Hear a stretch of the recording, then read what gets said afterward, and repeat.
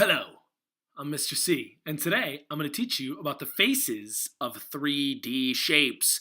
You might go, Mr. C, no, you're flat.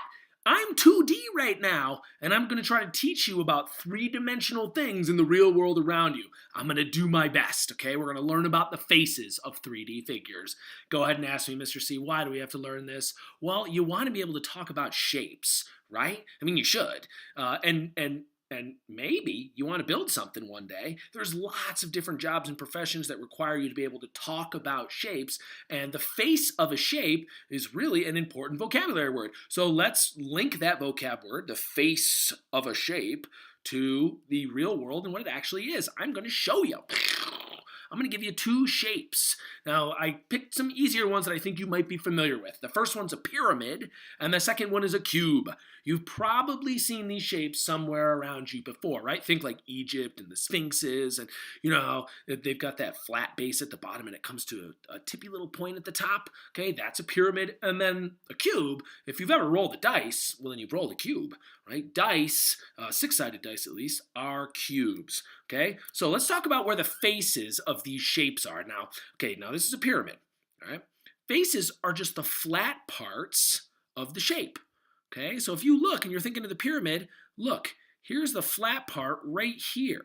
I'm not going to scribble it in, but I want you to imagine, right? See this big flat triangle here? That is face number 1.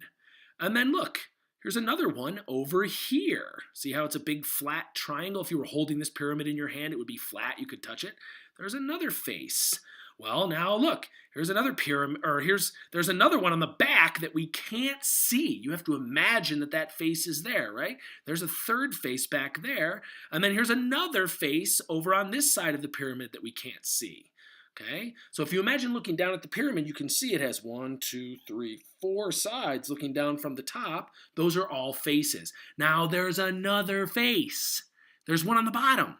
Look, this one's shaped differently. It's not a triangle. It's going to be a square, but it's still a flat side of the shape. It's a face. So we've got 4 that all come to a point at the top up here, and we've got one square face on the bottom. How many faces are on a pyramid? 4 plus 1 is 5. All right, now this one's going to be a little easier for you to understand. A cube. Okay, now imagine you roll a dice. How many numbers are there on a single die? Well, there's 6, right? 1, 2, 3, 4, 5, and 6. So how many faces are there on a cube? 6, right? We put a number on each face. Here's the flat part on top. There's a face. Here's a flat side, or here's a flat face over here. Here's a flat face over here. Now there's one on the bottom, right? Let's put a tally for that one. There's one on the bottom, and then there's one over on the other side of this edge over here, right? There's a flat side over there, and then there's another flat side that we can't see over here. So in a cube, how many faces are there? Well, we've got 1, 2, 3 that we can see in this picture, and then 1, 2, 3 that we cannot see in this picture. There are 6 faces on a cube. Different shapes have different number of faces. They're much easier to count if you're holding it, right? You can run your hand along it and feel that is flat, that is a face.